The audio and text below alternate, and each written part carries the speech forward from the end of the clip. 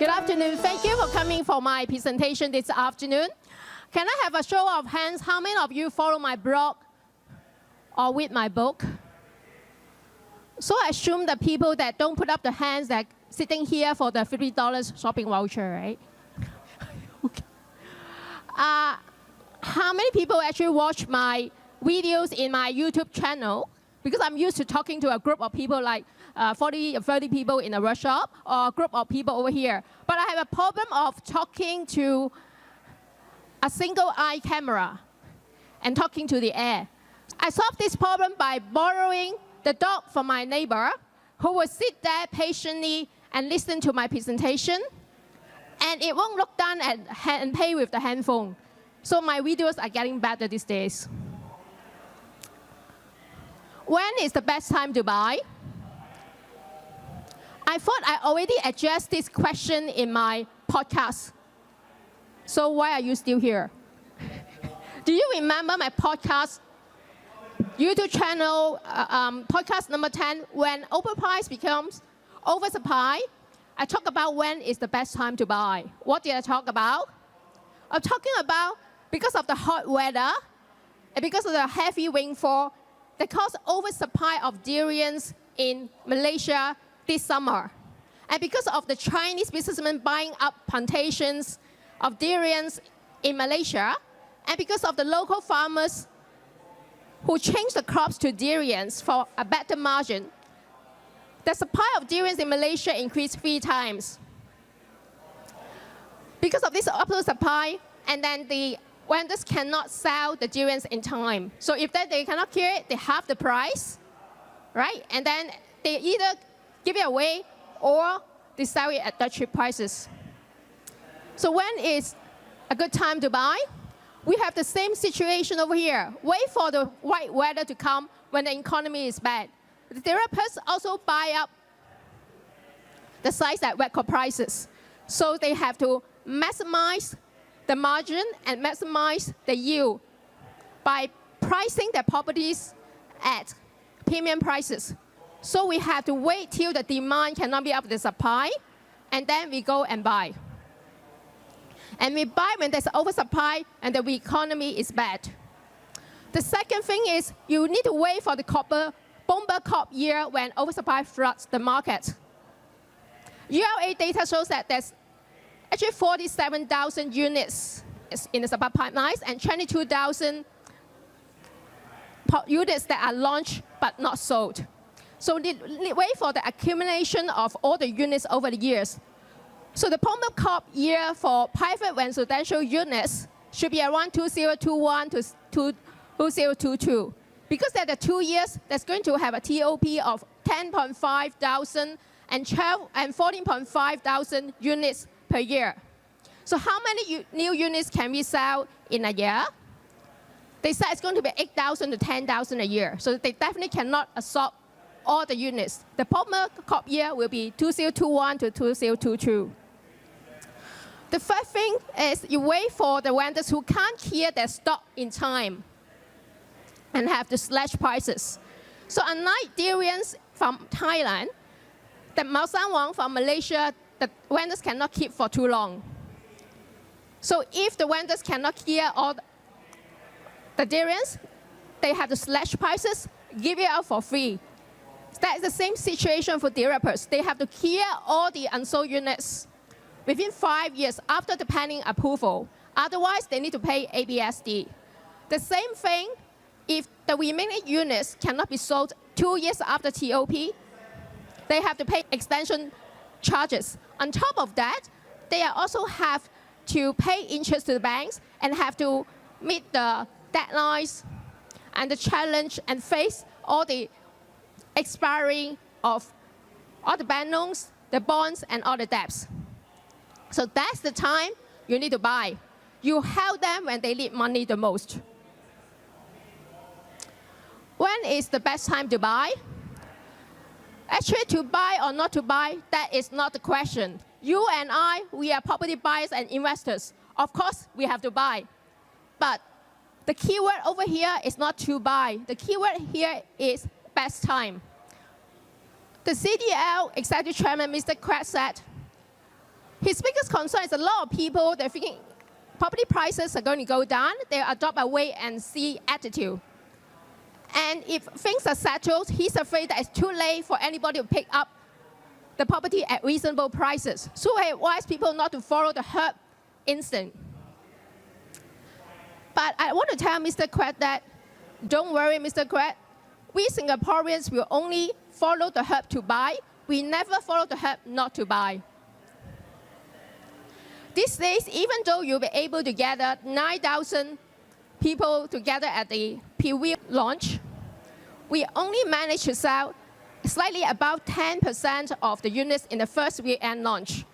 This is a far cry from last time when we managed to sell 80 to 90% of units in the launch weekend. Sales is done, but more well cannot be done. So that's why the next week, by default, the media articles will come up with something like, we still manage to have strong interest in the project because there's pending demand. We prove resilience in the market because we are not afraid of the cooling measures. So when is the best time to buy? We're talking about best time over here. So timing is the key word. So your property agent may tell you that, hey, it is impossible to time the market. Yes, we cannot time the market, but you also cannot be too good if you don't know when is the worst time to do something. So everything in this world have a worst time to do, right? It doesn't mean that you can only buy when there's blood all over the streets.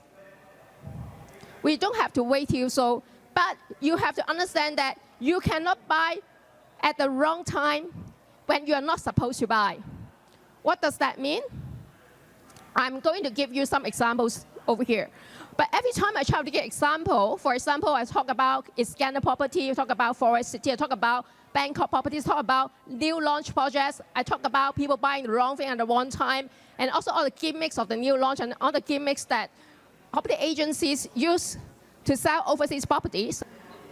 There would be people sending me email saying that, hey, you know, I made all the mistakes that you mentioned in your blog post.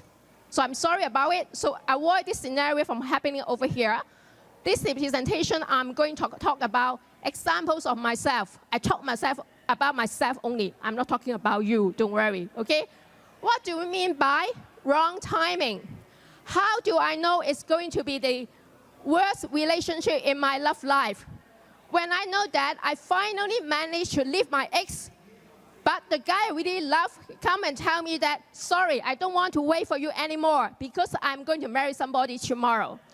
How do I know that it's going to be the worst purchase experience of me? When I know that I have saved for a few months to buy my pair of Sartori Ferragamo shoes, but 2 weeks later, at Takashimaya, they have a warehouse sales, and then all the branded shoes are going at 50% discount. How do I know that this is going to be the worst investment so far? When I finally decided to cut loss and dump my properties because they're non-performing, but the next day, suddenly the prices of the stock go up, and they keep going higher and higher. How do I know that I buy the wrong properties at the wrong time? It's because I killed the whole evening to buy at the not so ready to launch, new launch on July the 5th. And then I just slap up any unit from there. But a month later, the developer secretly sell the units at discount. And the discount level keep going higher and higher. You may say that this is not called timing, bad timing. This is talking about bad luck. We know you are lucky because you bought all your properties at the bottom of the market. It's just about luck. But I'm telling you here that I put in twice the efforts to make sure that I won't get that kind of bad luck in my investment. And I also be triple cautious to make sure that I am not getting more big regrets in my life. So this is all about timing. Right now the prices are high and choices are limited. And then you may go for 8 to 10 flat viewings, and the units all look more or less the same. So you just anyhow buy. But the next day, there's economic downturn or financial crisis. But the developers keep pushing new projects to the market until there's severe imbalance of supply and demand in the market. So the government is saying that it doesn't want to see the market crash. But the developers are the ones in deep troubles. Why would the government care? They already sold the land sites at record prices, right? And the government already collect all the buyer's stamp duty, additional buyer's stamp duty, the developer charges. So they don't care. If developers cannot clear all the units within 5 years, pay ABSD lah. So it doesn't matter to them at all. But the banks are saying, if we go bankrupt, we cannot repay the banks. Dear UOB, DBS, and OCBC, last time we jumped, you jumped. We are now in the same boat.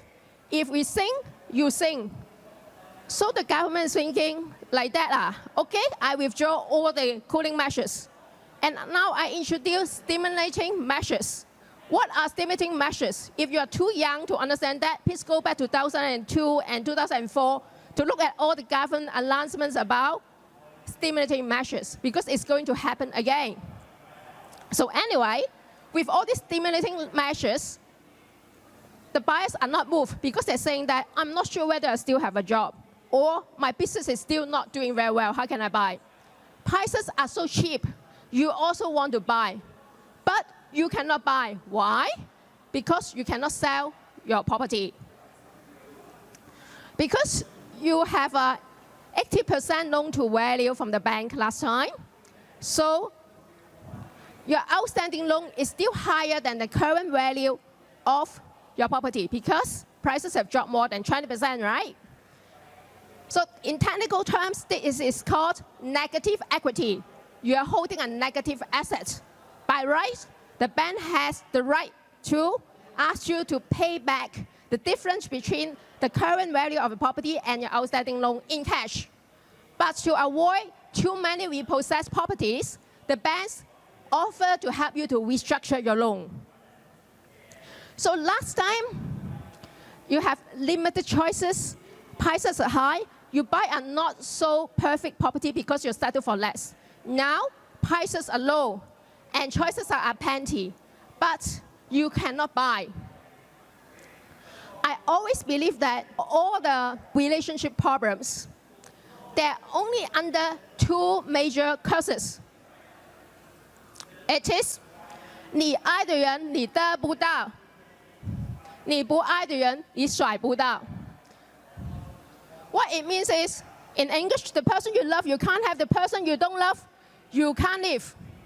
So in property terms, what does that mean? The property you like, you can't buy. Now the property you don't like, you can't sell.